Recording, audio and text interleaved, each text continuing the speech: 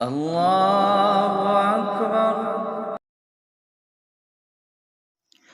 السلام علیکم ورحمۃ اللہ وبرکاتہ۔ نحمدہ ونصلی علی رسولہ الکریم، اما بعد فاعوذ باللہ من الشیطان الرجیم، بسم اللہ الرحمن الرحیم۔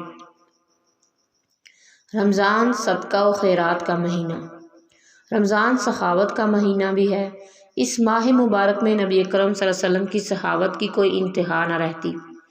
حضرت عبداللہ بن عباس رضی اللہ عنہ بیان کرتے ہیں، نبی کریم صلی اللہ علیہ وسلم لوگوں کے ساتھ بھلائی کرنے میں بہت سخی تھے، اور رمضان میں جب جبرائیل علیہ السلام آپ صلی اللہ علیہ وسلم کے پاس آتے تو آپ صلی اللہ علیہ وسلم اور بھی زیادہ سخی ہو جاتے۔ رمضان میں ہر رات جبرائیل علیہ السلام آپ صلی اللہ علیہ وسلم کے پاس آتے اور نبی اکرم صلی اللہ علیہ وسلم رمضان گزرنے تک انہیں قرآن سناتے، اور جب جبرائیل علیہ السلام آپ صلی اللہ علیہ وسلم سے ملتے تو آپ صلی اللہ علیہ وسلم فیاضی میں تیز ہواؤں کی مانند ہو جاتے۔ اس حدیث سے یہ بات پتہ چلتی ہے کہ نبی کریم صلی اللہ علیہ وسلم رمضان میں باقی تمام سال کی نسبت زیادہ صدقہ و خیرات کرتے تھے، اور اس صدقے کا فائدہ ہر کسی کو پہنچتا تھا، جس طرح تیز ہوا ہر جگہ پہنچ جاتی ہے۔ لیکن ہم لوگ کیا کرتے ہیں؟ ہم لوگ اگر صدقہ و خیرات کر رہے ہیں یا زکوٰۃ وغیرہ دے رہے ہیں تو زیادہ تر ہم ان لوگوں کو ہی دیتے ہیں جس کو ہم جانتے ہوں، یا جہاں پہ ہماری رشتہ داری ہو یا سانجھے داری ہو یا دوستی ہو، یا جہاں ہم نے کسی سے کام لینا ہو تو ہم وہاں صدقہ خیرات کرتے ہیں۔ جو اس چیز کا مستحق ہوتا ہے شاید وہاں تک تو ہم پہنچتے بھی نہیں ہیں، اور صرف اپنے سانجھے داری نبھاتے ہیں، اور ہم کہتے ہیں کہ ہم نے بڑا نیکی کا کام کیا۔ اس طرح ہمیں چاہیے کہ اس مہینے میں زیادہ سے زیادہ خرچ کریں، اور یاد رکھیں صدقہ کرنے سے مال کم نہیں ہوتا، بلکہ اللہ تعالیٰ نے اس کا اجر کہیں گنا بڑھایا ہے۔ صدقے کے بارے میں بہت سی احادیث ہیں کہ نبی کریم صلی اللہ علیہ وسلم سے پوچھا گیا کہ سب سے بہترین صدقہ کون سا ہے؟ آپ نے فرمایا پانی پلانا۔ نبی صلی اللہ علیہ وسلم نے ایک چیز کی قسم کھائی ہے، اور وہ اس چیز کی قسم کھائی ہے کہ صدقہ دینے سے مال کم نہیں ہوتا۔ پھر نبی کریم صلی اللہ علیہ وسلم نے یہ بھی ہمیں واضح بتایا ہے کہ تم اللہ کی راہ میں چھوٹی سے چھوٹی چیز خرچ کرو، اللہ کے ہاں وہ بھی قابل قبول اور قدردانی کی جاتی ہے اس کی۔ حدیث کا مفہوم ہے کہ اللہ کی راہ میں خرچ کرو چاہے کھجور کا ایک ٹکڑا ہی کیوں نہ ہو۔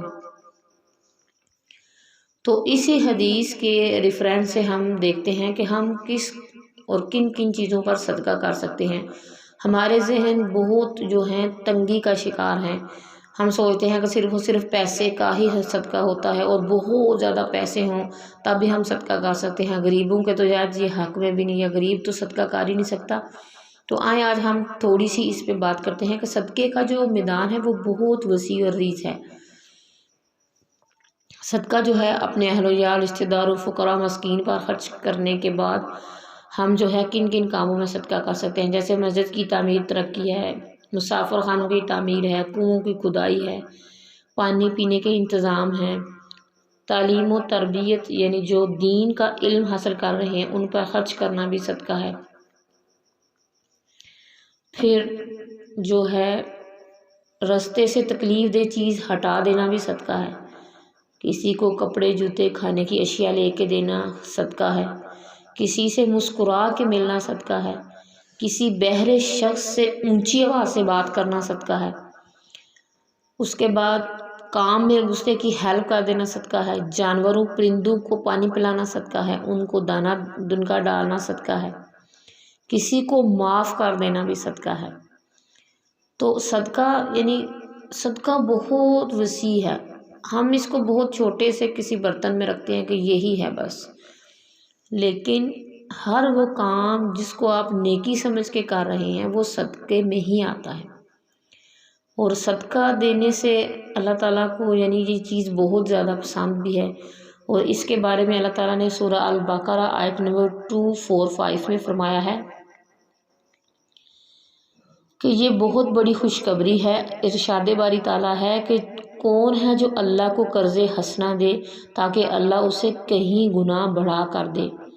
قرض حسنہ سے مراد یہ ہے کہ صرف ہم قرض دیں تو ہمیں سیم ٹو سیم وہی ملے گا جو ہم دے رہے ہیں، لیکن اللہ کہہ رہے ہیں کہ تم اگر میری راہ میں خرچ کرتے ہو تو میں آپ کو اس کو بڑھا کے دوں گا۔ اس کے بارے میں بھی ایک حدیث کا مفہوم آتا ہے کہ اگر ہم ایک یعنی ٹکڑا صدقہ کرتے ہیں تو اللہ تعالیٰ قیامت تک اس کو احد پہاڑ جتنا بڑا کر دیں گے، یعنی اس کو بڑھاتے رہتے ہیں۔ جس طرح ہم کسی بچھڑے کے بچے کو، یعنی ہم کسی گائے کے بچے کو پالتے ہیں تو وہ بڑھتا جاتا ہے۔ تو ضرور زندگی میں اپنے صدقے کو لازم قرار پکڑیں، چاہے آپ 5 روپے ہوں، چاہے 10 روپے ہوں، چاہے کسی کو علم سکھانا ہو، کسی کو ہنر سکھانا ہو، دین کے کام ایک دوسرے کی ہیلپ کرنی ہو، کسی کا عیب چھپا لینا بھی صدقہ ہے۔